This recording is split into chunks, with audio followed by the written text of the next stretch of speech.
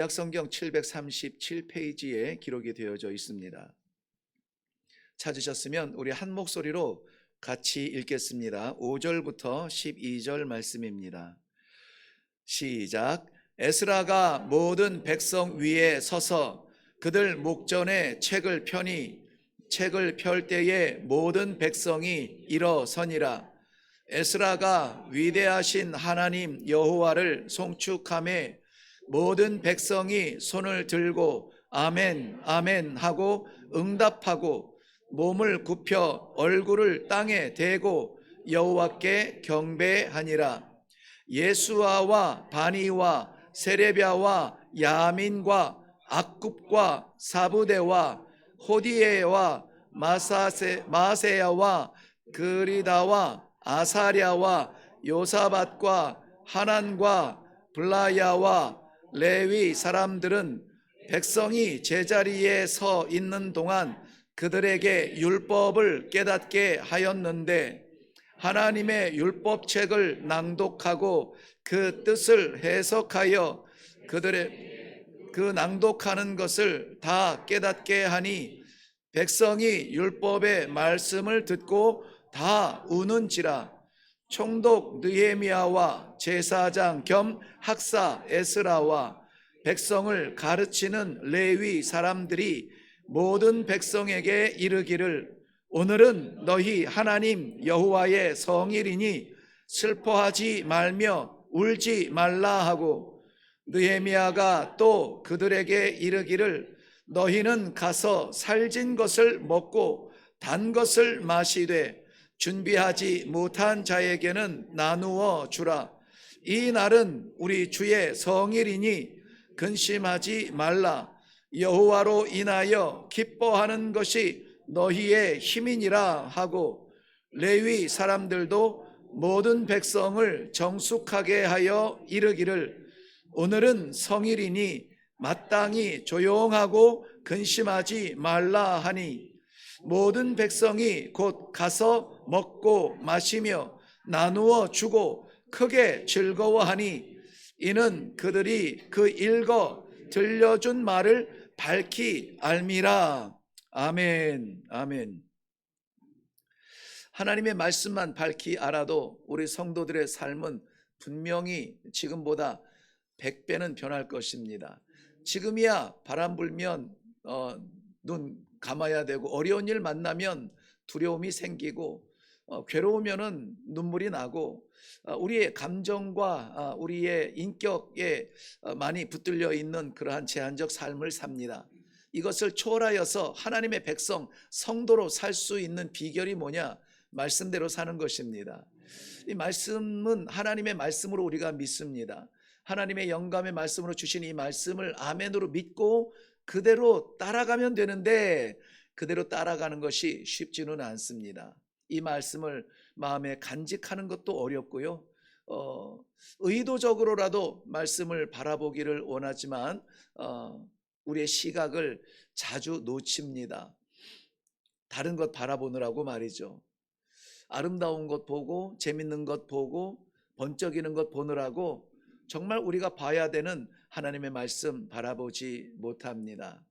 그래서 우리는 기념일이라고 하는 것을 정합니다. 지난 금요일은 104주년 3.1 만세 운동을 기념하는 절기였습니다.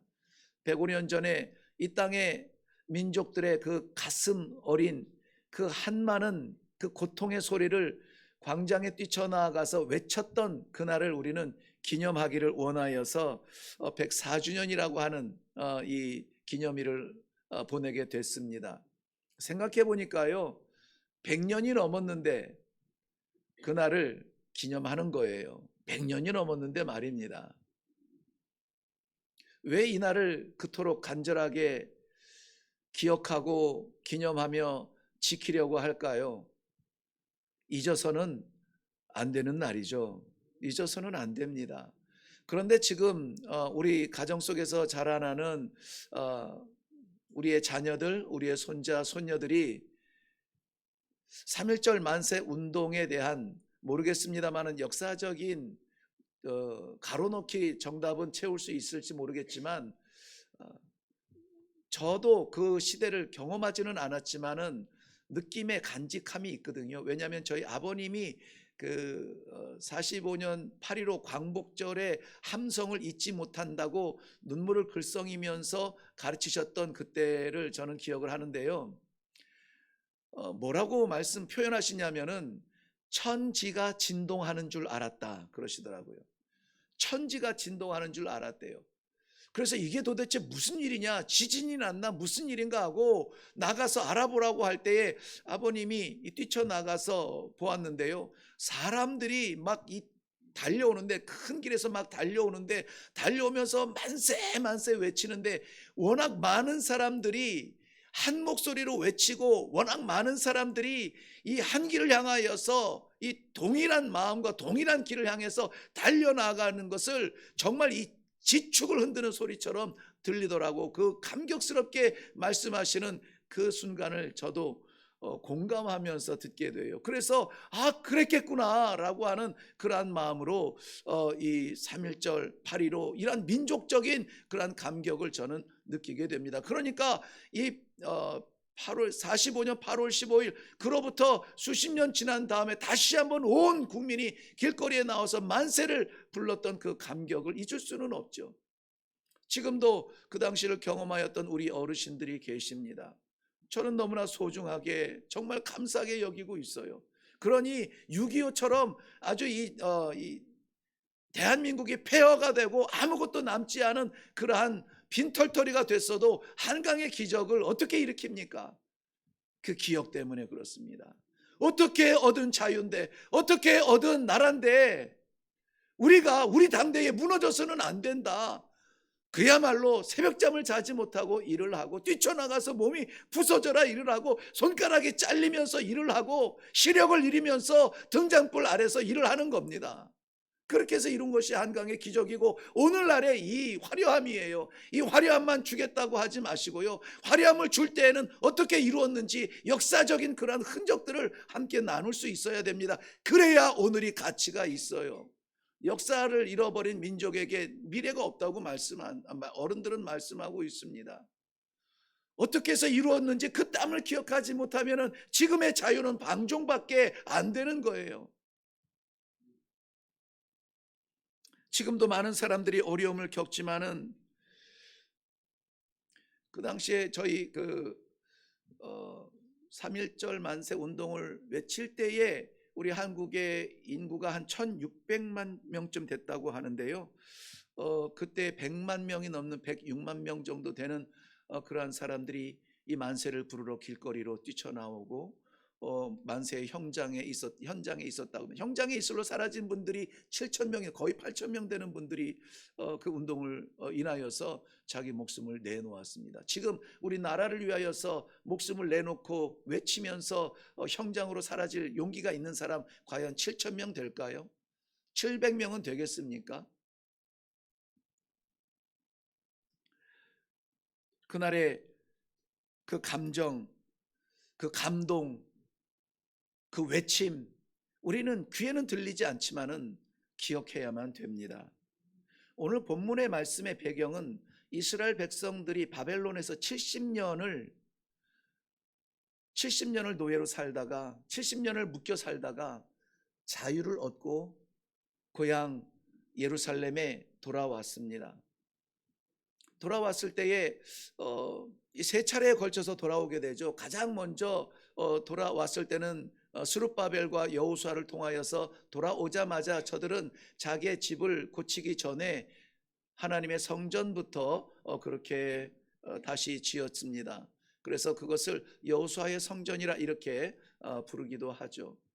그 다음에 2차로 이 포로들이 돌아왔을 때는 우리가 잘 아는 대로 에스라를 보내어 주시어서 성전에서 드려지는 그 형식적 예배에 멈추지 아니하고 입술의 찬양, 그냥 소리를 내며 귀에 들리는 율법의 말씀이 아니라 하나님 앞에 서서 하나님을 상대하듯 찬양하고 하나님의 말씀을 받듯이 말씀을 받으라는 이 영성 운동 일으킴으로 말미암아 이제 형식적 교회 안에 형식적 예배가 아니라 저들이 하나님 앞에 생명을 드리는 제물처럼 드려지는 살아있는 제사를 드릴 수 있도록 영성 운동이 일어났죠.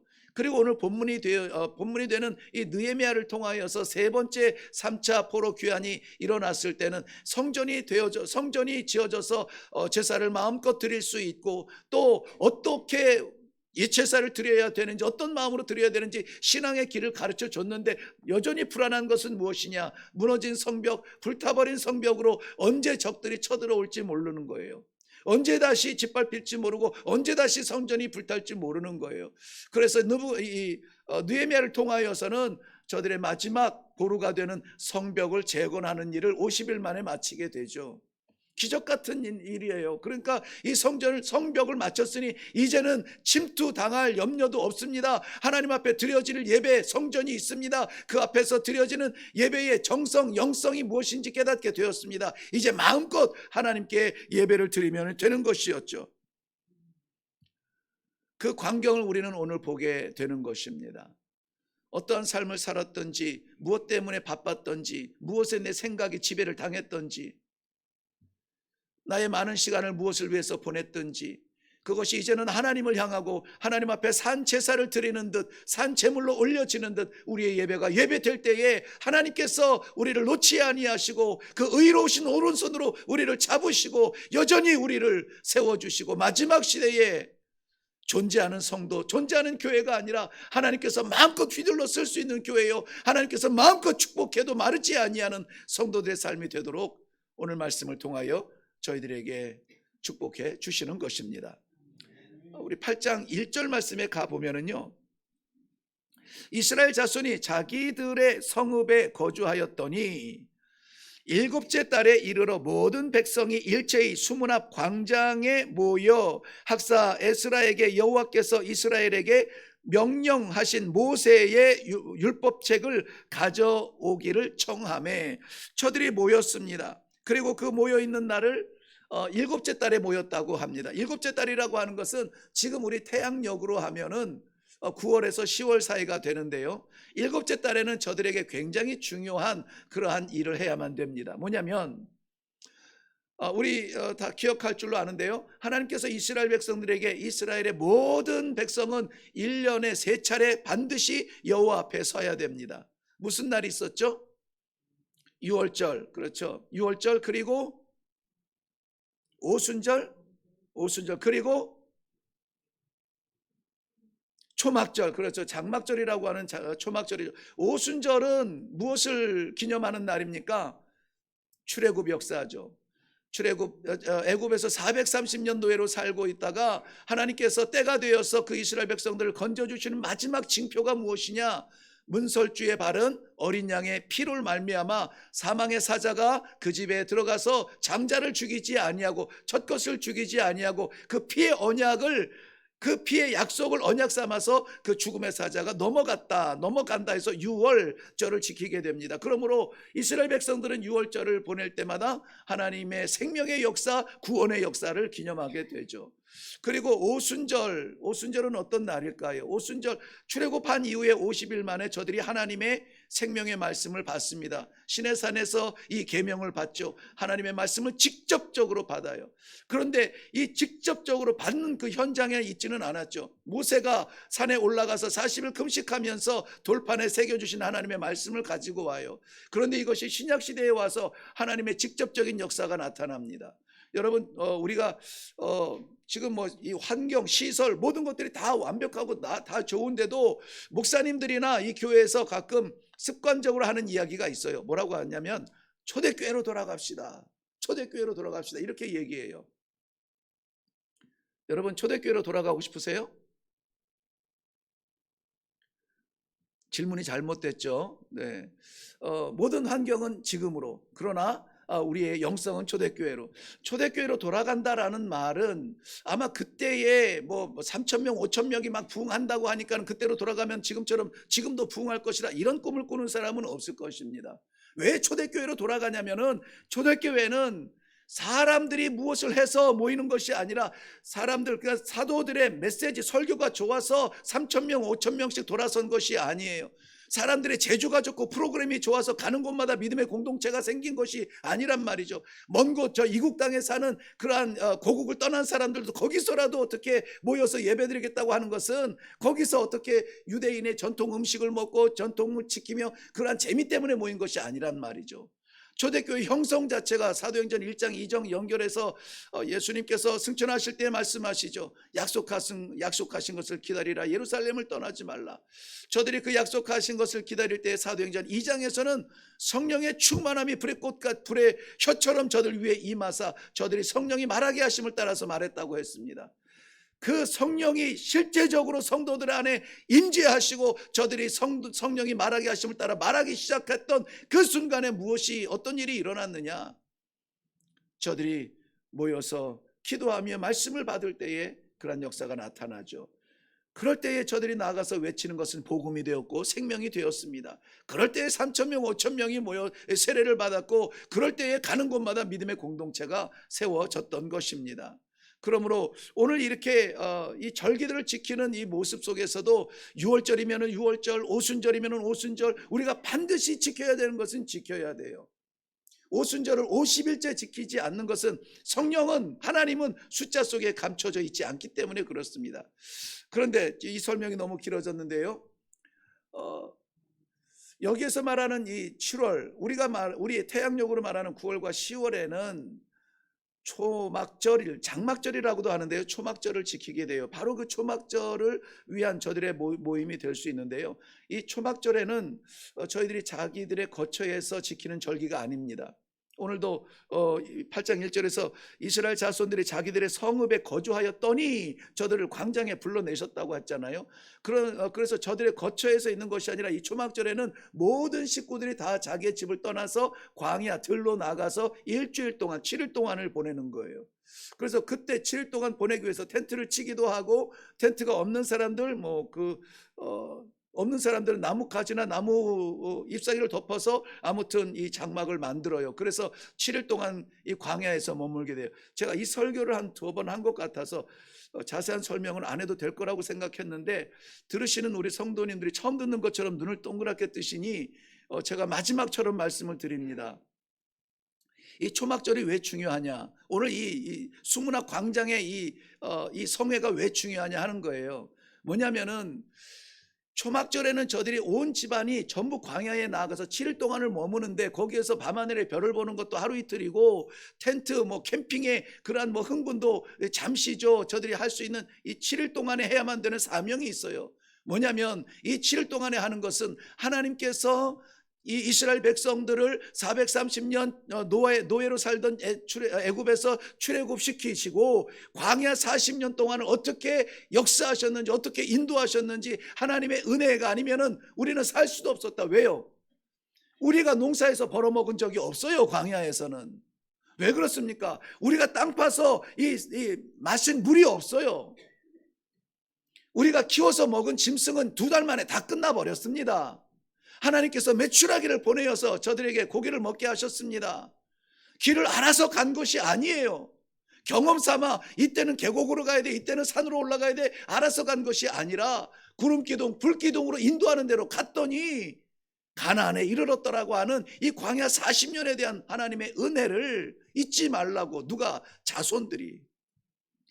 자손들에게 가나안 땅만 물려준 것이 아니에요. 집만 물려준 것이 아니라 그 집에서 살 수 있도록 이제까지 역사하신 하나님의 은혜를 꼭 기억하라고 보내는 것이 초막절이에요.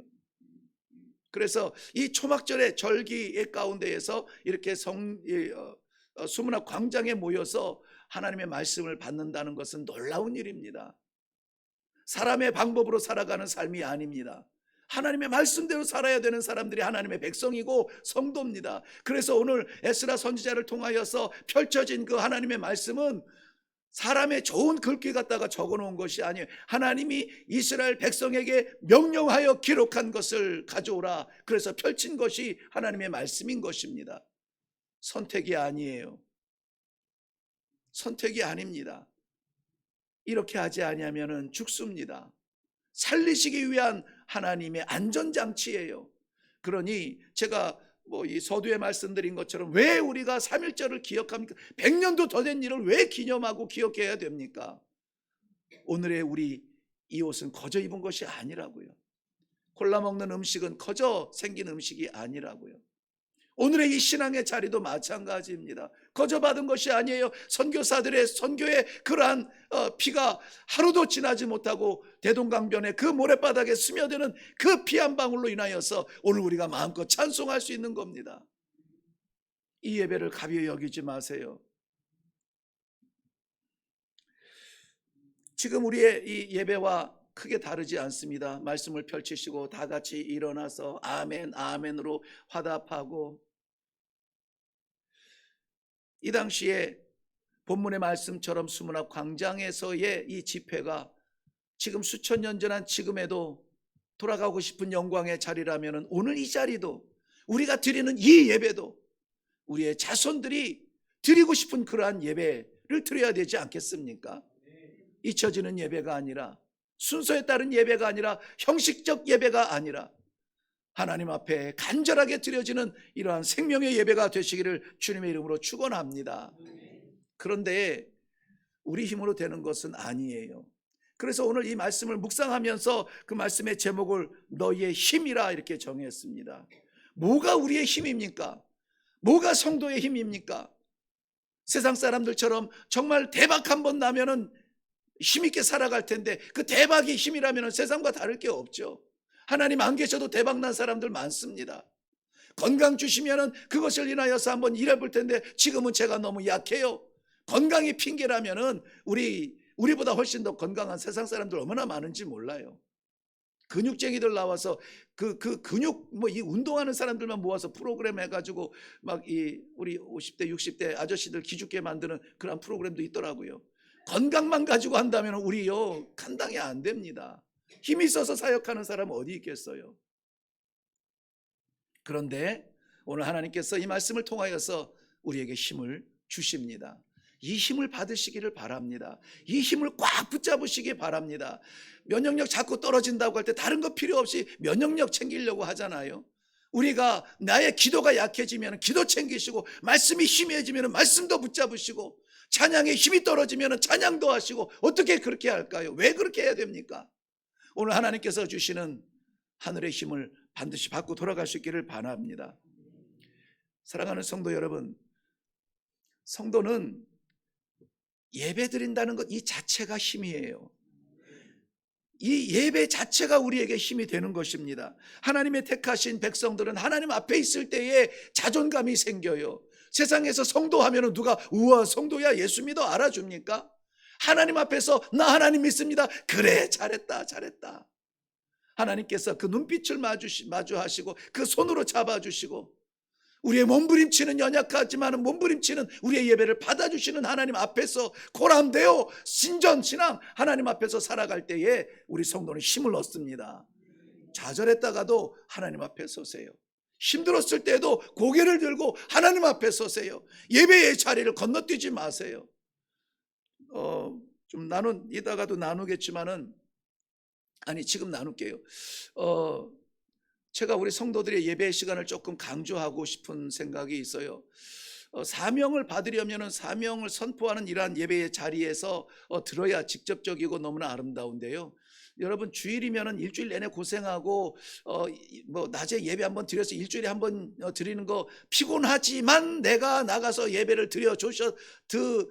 예배를 드려 주었으니까 하나님도 이 정도는 만족하셔야 되지 않습니까? 하고 남은 시간은 그냥 뭐 소파에 등기대고 TV 켜서 뭐 이 프로그램 저 프로그램 왔다 갔다 하느라고 손가락 아프고 쥐나고 그렇게 한다고 해서 피곤이 사라지느냐 이거죠. 그렇게 해서 피곤이 사라지고 새 힘을 얻고 리프레시가 되느냐 하는 것이죠. 안 되거든요. 안 됩니다. 아무리 노래 잘하는 아이들 와서 뭐 점수 몇 점 나왔습니다 박수치고 제 노래 진짜 잘해 암만 응원해 보세요. 사인 한 장 못 받으면서 왜 그렇게 1시간 2시간을 그 프로그램에 젖어 사는지 모르겠어요. 어떤 사람은요, 제가 친구로부터 들었는데요, 요즘 뭐 한국의 대세 트로트 가수 그 콘서트 한번 가려면요 20만 원 30만 원 낸대요. 20만 원 30만 원이에요. 그런데 그 뭐 어떤 뭐 물론 특정한 그런 사람이겠지만은 어떤 가수는요, 언제 그 콘서트 한다고 표를 팔기 시작하고 1분 안에 들어가서 그것 사지 못하면은 표도 못 구한대요. 20만 원짜리 표를 못 구한대요. 그래서 막 50만 원, 60만 원, 막 이런 100만 원 하는 암표를 사가지고라도 간다는 거예요. 보이지도 않아요. 나는 사랑하지만 그는 나를 몰라요. 그 사인 한 장 못 받아올 그러한 그 콘서트를 위해서 수십만 원을 그래 들여가지고 간단 말이죠. 그런데요, 우리 하나님께서는 우리들에게 영원한 생명의 사인을 해주셨잖아요.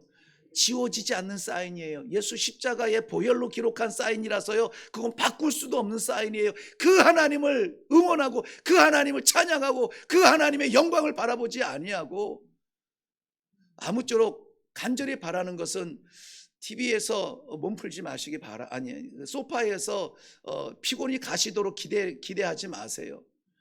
그 피곤 풀리지 않습니다. 우리에게는 세상이 알지 못하는 새로운 힘이 있어요. 예배 가운데 드려지는 힘이에요. 오후 예배까지 마치면 완전히 축 처질 것 같아요. 그 가슴에 뜨거움이 생기지 않나요? 지금 이 시대에 기독교가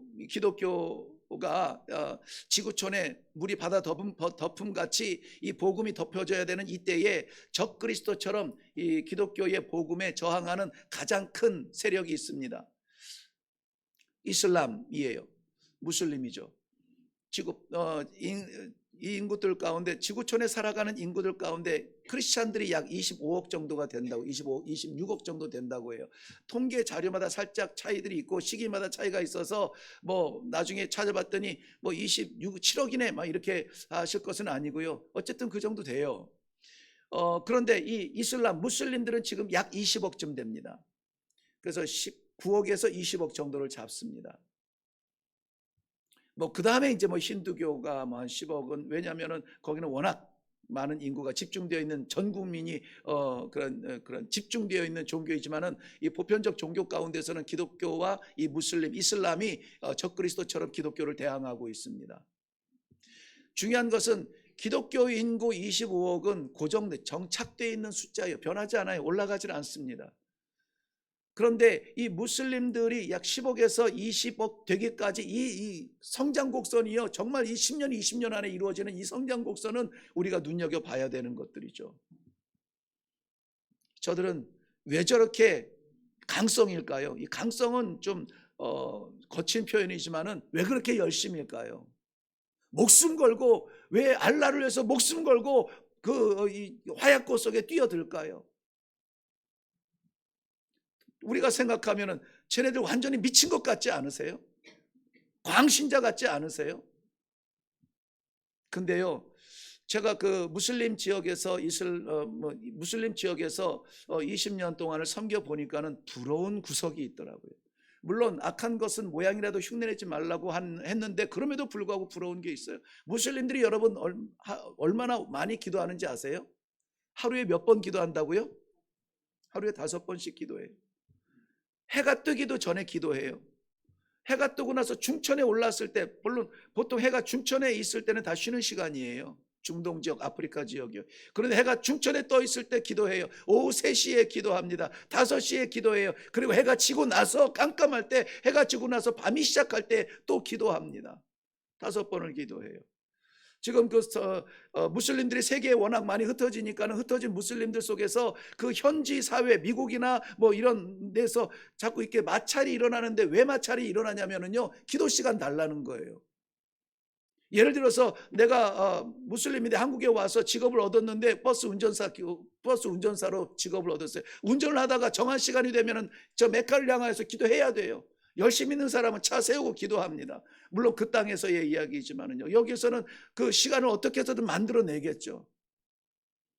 열심으로는 우리가 감당할 수가 없어요. 그런데 일주일 동안 주일날 와서 한 번 예배 드리는 것으로 내가 예배 드렸으니까 하나님 됐죠 라고 거래하듯 하는 그런 예배가 아니라, 정말 다른 바쁜 일이 있을 수 있어요. 바쁘면 어쩔 수 없습니다. 그런데 소파에 등지고 있으면서 하나님께서 예배 시간을 깨닫게 하시는데 소파와 씨름하지 말라는 거예요. 예배의 시간이 기억이 되고 생각이 되어지면 예배 자리에 올라오세요. 오늘도 이 점심 성도들을 위한 이 교제 준비를 위해서 아주 굉장히 소중한 기가 막힌 일부 예배 때도 내가 얘기했는데요. 그 틀리지 않은 것 같아서 다시 말씀드려요. 우리 상현동 요쪽 우리 주변에 여러분 맛집 식당 본 적이 있으세요? 소개할 만한 식당이 있나요? 저는 왠지 다 없는 게 없는데 이 주변에 맛집 식당이 없어요. 왜 그런가 봤더니 일회교회 점심 식사만큼 맛있게 하는 그런 식당이 없어요. 정말로 드셔보신 분들은 아시겠지만 우리 일회교회 점심 식사 진짜 최고로 맛있잖아요. 오늘도 그냥 가시는 분들은 아마 굉장히 후회될 겁니다. 오늘은 이태리로 갑니다. 이태리로 가요. 그냥 그 면발에 소스 섞은 정도가 아니에요. 여러분 아무튼 기대하시고요. 그냥 가지 마시고 맛있게 드시고 감사하시고 축복하시고 사랑하시고 교제하시고 그렇게 하다가 너무 배불러서 조금 앉아 있으면 오후 청년 예배 드리시고 가면 돼요. 그냥 밥 먹고 그냥 네, 아멘 감사합니다. 네, 밥 먹고 그냥 막 바쁘게 가지 마시고 잠깐 앉아 계시면 우리 청년들 예배를 위해서 몸부림치는 그런 아름다운 찬양을 함께 드릴 수가 있습니다. 오늘 왜 이렇게 한 장을 못 넘어가고 있나요? 네. 아무튼 예배에 집중하셔야 돼요. 예배가 힘입니다. 예배가 힘이에요. 힘들어서 예배 못 드리겠다라고 하는 말은 뭔가 순서가 바뀐 거예요. 믿음의 결정을 하실 때에 예배의 자리를 먼저 지킬 수 있는 우리 성도들 되기를 바랍니다. 그런 상황에서 그런 면에서 이 성도들이 모였을 때 가장 먼저 한 것은 이 수문학 광장에 모였을 때 저들이 제일 먼저 한 것은 여호와의 말씀을 펴고 무엇을 했냐면은 찬양을 합니다. 한번 6절 말씀 보시겠어요? 자, 지금부터는 조금 빨리 갈게요. 6절 말씀 보면 에스라가 위대하신 하나님 여호와를 송축하매 모든 백성이 손을 들고 아멘 아멘 하고 응답하여 몸을 굽혀 얼굴을 땅에 대고 여호와께 경배하니라 그랬습니다. 에스라가 모든 백성 위에 서서 그들의 목전에 책을 펴니 이 책을 펼 때에 책을 펴고 설교하는 것이 아니라 이 책을 편 것 자체가 감사해요. 우리에게 여호와의 말씀이 있다는 것 자체가 감사해요. 오늘도 예배 가운데 하나님께서 내 각자의 삶을 다 헤아리시는 우리 아버지께서 말씀해 주신다는 것 자체가 감사인 것이에요. 그러므로 이 책을 펼쳐놓은 순간 살아계신 하나님 아버지 감사합니다 하고 하나님의 이름을 어떻게 해요? 송축하는 것입니다. 말씀이 있고 찬양이 없는 사람은 뭔가 균형이 맞지 않는 거예요. 건강하지 않습니다. 내게 말씀이 살아있으면 내게 생명의 말씀 주신 하나님 앞에 찬양하게 되어 있어요. 지난 일주일 한번 생각해 보세요. 아니 어제를 생각해 보세요. 내 입술에서 하나님 감사합니다, 하나님 감사합니다 찬양하며 나도 모르게 새어나오는 그런 찬양이 있었는가? 제가 요즘 봄 신방으로 이제 다니잖아요. 어떤 가정은 나는 기껏해가지고 말씀 묵상하면서 그 말씀에 맞는 찬송을 준비해서 정말 딱 계획한 대로 짝짝짝짝짝 해가지고 이렇게 하나님의 은혜의 도가니 그 가정을 예배의 자리로 만들려고 딱 준비해 갔는데 목사님 오늘 아침부터 내 마음을 떠나지 않는 찬양이 있는데 그거 찬송 하나 해주세요 하고 신청곡이 들어와요. 그러면은 한 2초 정도는 살짝 식은땀이 납니다. 왜냐하면 준비한 게 이거 아닌데 그렇게 되죠. 그런데요 너무나 감사한 것은 제가 기도하면서 준비하면서 가서 예배드렸던 그 신방에 갑절 13배는 넘는 감사가 넘쳐요. 왜? 그 집에 뭐가 있어요? 찬송이 있다는 거예요. 그 집에 그 사람 신방받는 성도의 입에 가슴에 찬송이 있다는 것입니다.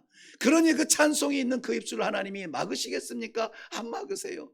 찬송에 찬송, 감사에 감사, 영광에 영광. 그러면 그 예배는 된 거예요. 이런 신방을 할 수 있는 것이 얼마나 감사한지 몰라요. 말씀을 받으신 성도들은 찬송할 수 있기를 바랍니다. 시편은 전체가 150편으로 구성이 되어져 있어요. 그 마지막 결론 도장 꽝 찍는 데가 150편이겠죠. 150편에는 집중적인 메시지가 있는데 시편 1편부터 149편까지를 다 모았더니 이거더라 하고 결론 맺는 게 150편이에요. 제가 읽어드릴게요. 할렐루야, 그의 성소에서 하나님을 찬양하며 그의 권능의 궁창에서 그를 찬양할지어다. 그의 능하신 행동을 찬양하며 그의 지극히 위대하심을 따라 찬양할지어다. 나팔소리로 찬양하며 비파와 수금으로 찬양할지어다. 소고치며 춤추며 찬양하며 현악과 퉁소로 찬양할지어다. 큰 소리 나는 재금으로 찬양하며 높은 소리 나는 재금으로 찬양할지어다. 호흡이 있는 자마다 여호와를 찬양할지어다. 할렐루야. 이렇게 끝내요. 뭐 하라는 겁니까? 찬양하라는 거예요. 찬양하라. 찬양하라. 내가 이렇게 삶이 어려운데 한숨 나지 어떻게 찬양이 납니까? 기뻐서 찬양이 아니라 찬양하면 기쁨이 회복된다고요. 일이 풀려서 찬양이 아니라 찬양의 믿음으로 하나님을 찾으면은 일의 회복이 시작이 된다는 것을 우리 성도님들은 아시기를 바랍니다. 보세요. 일이 안 풀리고 답답하고 어려운 가운데서 왜 이러는지 모르겠어. 나는 열심히 사는데라고 말하는 순간에 자신을 돌아보세요. 저는 상당히 이 1차원적입니다. 한번 생각해 보세요. 내가 내 입술에 찬양이 있는지 없는지. 찬양은 뭡니까? 인정하는 거예요. 살아계신 하나님 아버지를 인정하면서 내가 찬양하지 않는데 자꾸 내 힘으로 하게 되죠. 내 밥으로 먹이려 하죠. 우리 모든 성도님들은 마음껏 찬양함으로 말미암아 집에서 시끄럽다고 하면 교회 나와서 찬양하세요. 요즘에 이 손가락 다쳐서 마음껏 못 하시지만은 이 교회에서요, 여기에서는 이 소리 큰 악기 뭐예요? 색소폰 있잖아요. 색소폰을 막 2시간, 3시간씩 불러 제껴요. 어떻게 그렇게 하실 수 있는지 모르겠어요. 에너지가 어디서 나와요? 땀을 뻑뻑 흘리면서, 이 겨울에 말이죠. 땀을 뻑뻑 흘리면서 여기에서 마구 막 해요. 아무도 뭐라고 안 해요. 아무도 뭐라고. 얼마나 감사합니까? 얼마나 감사해요. 성가대도 서로 이렇게 우리 파트끼리 잘 안 맞아. 그런 날짜를 정해서 그야말로 예배당 올라와서 마음껏 하세요. 집에 거실에서는 못할 거 아니에요. 마음껏 하세요. 마음껏. 그러한 실제적인 우리의 찬송은 우리의 감각을 변화시켜요. 오감을 바꿔버립니다. 내가 주목하는 것이 하나님인지 무엇인지를 분명히 보게 해요. 사랑하는 성도 여러분, 찬양의 힘을 얻으시기를 바랍니다. 아니, 바뀌었네요. 찬양하시면 힘을 얻습니다. 그 다음에 이 찬양하는 일에 우리를 하나님께서 부르시는 놀라운 축복이 있는데요. 모여서 이스라엘 백성들이 집중하는 것은, 처음에 선포한 것은 찬양이죠. 그런데 저들이 시간을 가지고 집중한 것은 하나님의 말씀을 듣는 거예요. 하나님의 말씀이 성도의 힘입니다. 한번 저를 따라서 해볼까요? 하나님의 말씀이 나의 힘입니다. 네, 8절 9절 가서 보면은 하나님의 율법책을 낭독하고 그 뜻을 해석하며 백성에게 그 낭독하는 것을 다 깨닫게 하니 백성이 율법의 말씀을 듣고 다 우는지라. 총독 느헤미야와 제사장 겸 여기서 나오는 눈물, 저를 보세요. 이제 여기에서 흐르는 눈물은요, 고통의 눈물, 아픔의 눈물, 괴로움의 눈물이 아니에요. 아니에요. 내가 무엇이간데 나에게 부어주시는 생명 말씀, 오늘도 그 말씀 따라 살아갈 수 있도록 하나님께서 말씀을 주십니까? 감격의 눈물이에요. 찌꺼기 같은 내 부끄러움을 잘라버릴 수 있는 그러한 기회의 눈물인 것입니다. 하나님의 말씀은 그러한 눈물이에요. 여기서 다 운다고 해서 괴로운 눈물이 아니라는 것이죠. 우리 모두 다 마찬가지. 기도할 때 눈물이 나와요. 하나님, 나는 부족합니다. 그런데 그 눈물로 끝입니까? 나같이 미련한 것을 하나님 무슨 사랑 무슨 은혜로 지금 이 순간도 기도하게 하시고 성도로 이 예배의 자리에 있게 하시고 찬양하게 하십니까? 내 삶을 다 아시는 하나님께서, 내 부끄러움을 다 아시는 하나님께서 그래도 나의 무엇이 기회라도 주고 싶어서 오늘도 말씀을 주시는 하나님, 감사합니다. 감사합니다. 찬송의 눈물, 말씀의 은혜의 눈물이 되는 것입니다. 우리 한 장만 넘어가면 9장 1절에서 3절 제가 읽어드릴게요.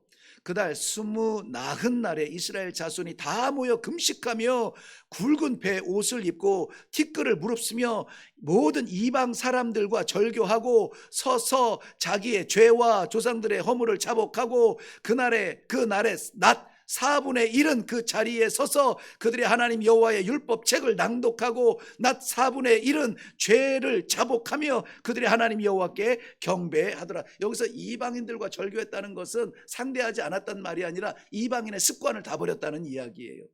왜? 하나님의 말씀 앞에 집중하는 거예요. 하나님의 말씀을 묵상하는 겁니다.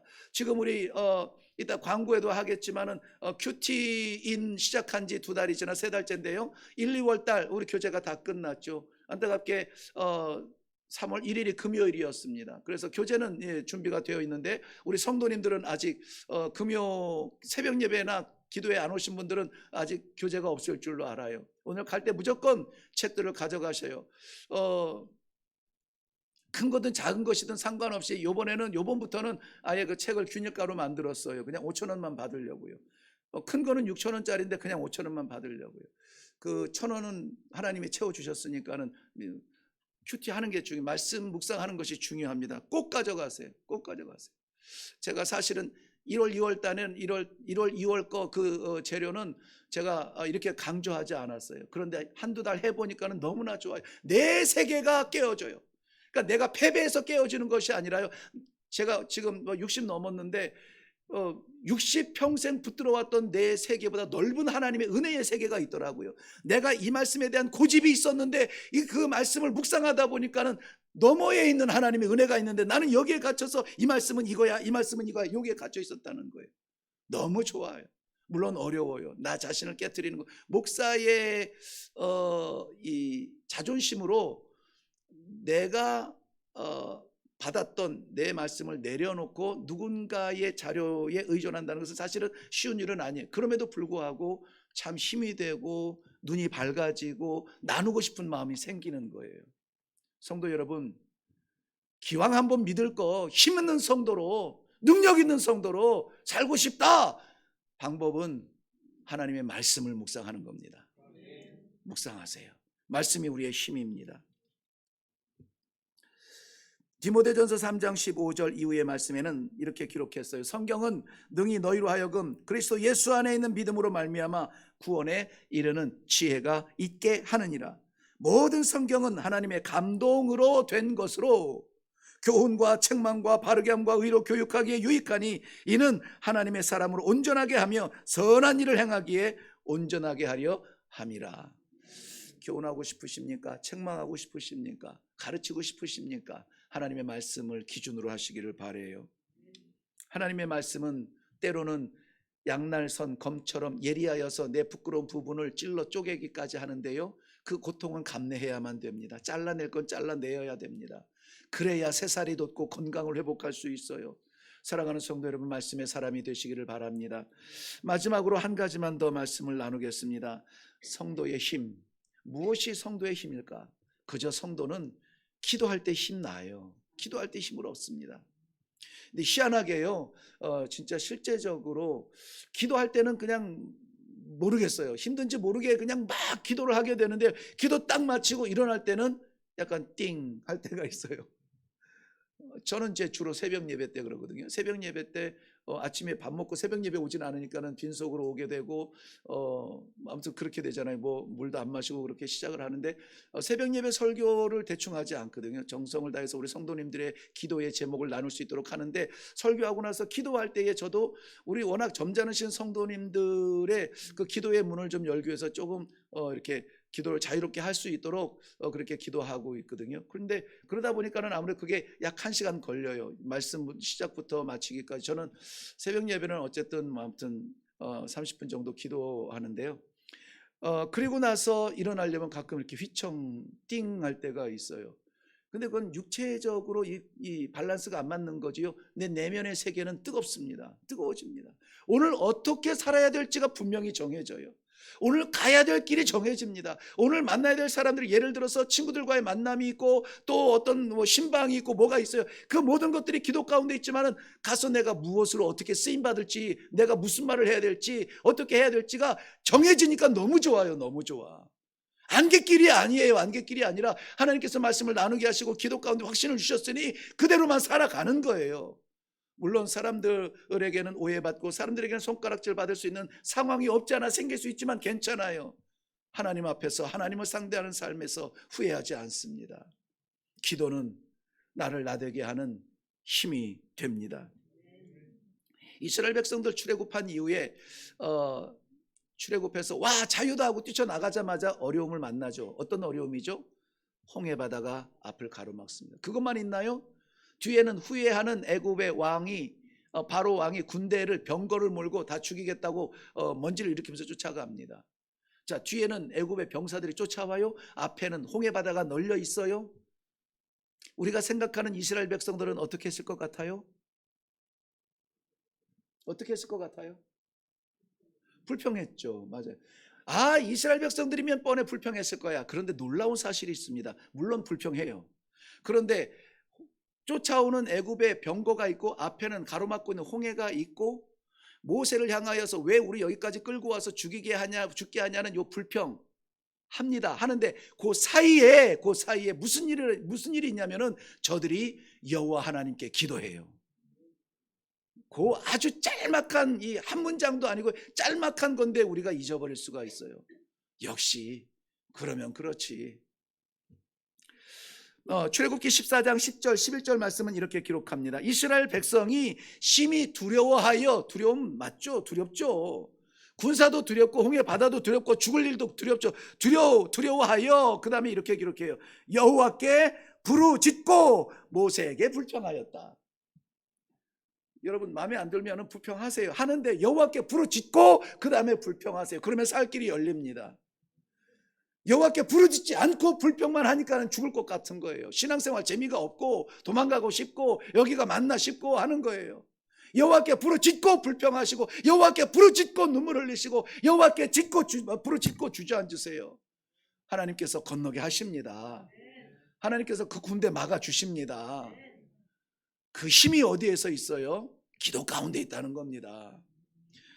이스라엘 백성들 오늘 모여서도 말씀을 펼치고 저들이 성전을 주신 하나님, 성벽을 완성케 하신 하나님 앞에 기도하며 모입니다. 기도할 때에 어떤 일이 일어나냐면 저희들의 옛날 조상들의 죄까지 회개했다니까. 조상들의 죄까지 끄집어내서 저들이 회개하니 그 가슴이 어떻겠습니까? 아마 가슴을 쳤다면 피멍이 들었을 거예요. 그런데 오늘 본문의 정신은 뭐라고 합니까? 울지 말라, 슬퍼하지 말라, 괴로워하지 말라. 오늘은 주의 성일이니. 왜요? 똑같은 날인데 여호와의 말씀이 있고 백성들의 찬양이 있고 하나님을 향한 부르짖음이 있고, 그러니 그날이 여호와의 성일인 거예요. 여호와께서 기뻐하시는 성일이니 울지 말라, 슬퍼하지 말라, 괴로워하지 말라. 가서 만난 것으로 먹고 새 힘을 얻어서 일어나 사역을 감당하라. 우리 모든 성도들이 오늘 새 힘을 얻으시기를 주님의 이름으로 축원합니다. 말씀을 받고 귀는 열려 있으니까 내가 귀 열라고는 안 할게요. 입이라도 열어야, 기도의 입을 열든 찬송의 입을 열든 말씀의 입을 열든 입이라도 열어야 누워있는 환자 물이라도 먹이고 죽이라도 먹고 약이라도 줄 거 아닙니까? 입이라도 벌리세요. 나는 구원 받는 것만으로도 무한 감사합니다. 찬양을 멈출 수가 없어요. 나는 기도하여 응답 받는 것만으로도 감격스럽습니다. 기도를 왜 안 하는지 모르겠어요. 제가 기도를 쉬는 죄를 범하지 않도록 하겠습니다. 이 모든 것들이 나의 힘이 아니라 이 말씀을 받는 우리 모든 성도들에게 오늘 힘이 되어서 하나님께서 마음껏 쓰실 수 있는 하나님의 성도들이 될 수 있기를 주님의 이름으로 축원합니다. 기도하겠습니다. 100년도 더 된 1919년 3월 1일을 기억하게 하신 하나님, 아니 그보다 수천 년도 더 된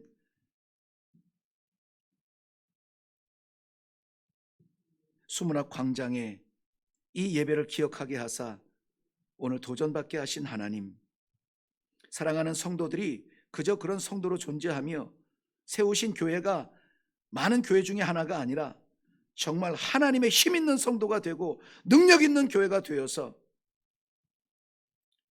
예배의 자리에 있는 예배자로, 찬양의 자리에 있는 찬양자로, 말씀의 자리에 있는 말씀 선포자로, 기도의 자리에 있는 기도의 자로 새 힘 얻어 주 앞에 설 수 있도록 역사하여 주시옵소서.